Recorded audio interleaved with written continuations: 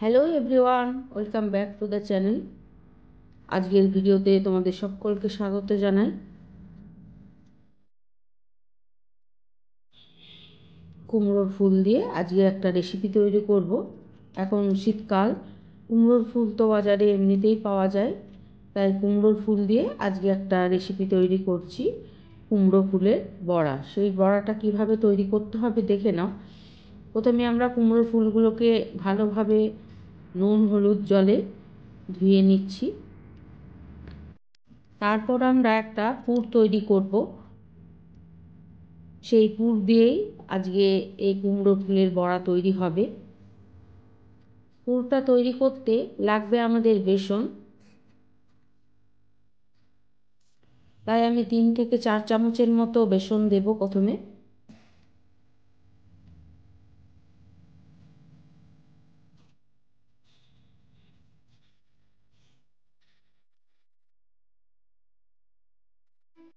এরপর আমরা দেব হলুদ গুঁড়ো, হাফ চামচের মতো দেব হলুদ গুঁড়ো, কালারটা আনার জন্য, যাতে কালারটা বেশ হলুদ মতো হয় আর কুমড়োর ফুলের সাথে মিশে যায়, তাই এই হলুদটা দিলাম। গুঁড়ো লঙ্কা হাফ চামচের মতো,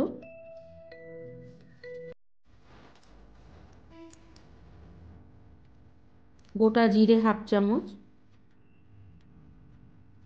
কোচানো পেঁয়াজ, আমি 2টো পেঁয়াজ দিয়েছি।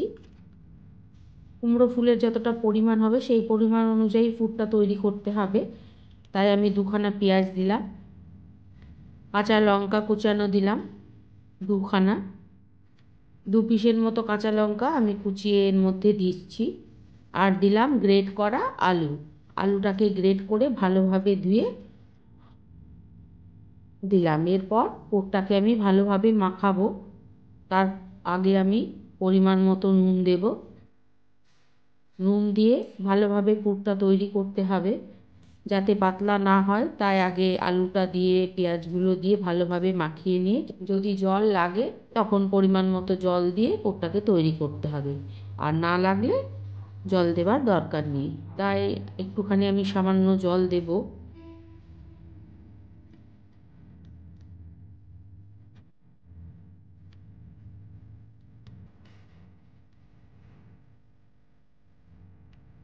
এইভাবে পুরটাকে তৈরি করে নিতে হবে। এরপর আমি কুমড়োর ফুলগুলো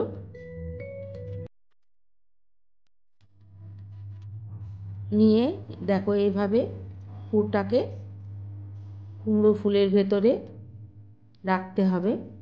তারপর আলতো হাতে এইভাবে চাপ দিয়ে ঢাকা দিয়ে দিতে হবে, যাতে কুমড়োর ফুলটাও দেখা যায় আর পুরটা না দেখা যায়, তাই কুমড়ো ফুলটার ভেতরে এভাবে পুরটাকে ভরে ঢাকা দিতে হবে।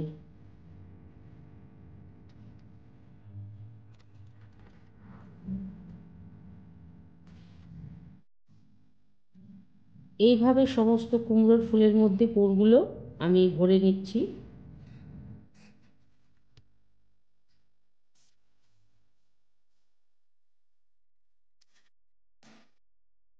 পুরটা ভরা হয়ে গেলেই আমরা একটা কড়াই বসাবো, তাতে দেব সর্ষের তেল।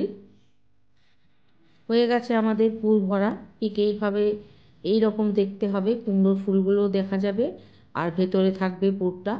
এরপর আমরা সর্ষের তেল দেব। বেশি তেলে ভাজবো না, একটু হালকা তেল দিয়ে এটাকে ভাজবো, তাই আমি হালকা তেল দিয়ে কুমড়ো ফুলগুলোকে আস্তে আস্তে দিয়ে দিচ্ছি, যাতে কুমড়োর ফুলগুলোও দেখা যায় ভাজার পরে।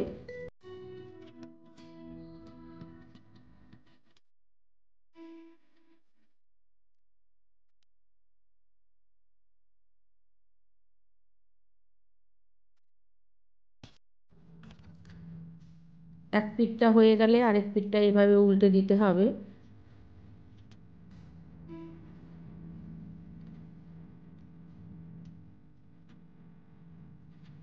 এরপর একটা একটা করে নামিয়ে নিতে হবে ভাজা হয়ে গেলে।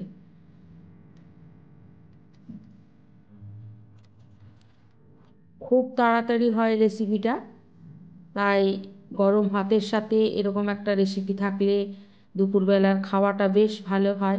তাই দুপুরবেলায় গরম ভাতের সাথে এইভাবে কুমড়ো ফুলের বড়া তোমরা অবশ্যই ট্রাই করবে। আর রেসিপিটা কেমন লাগলো অতি অবশ্যই জানাবে।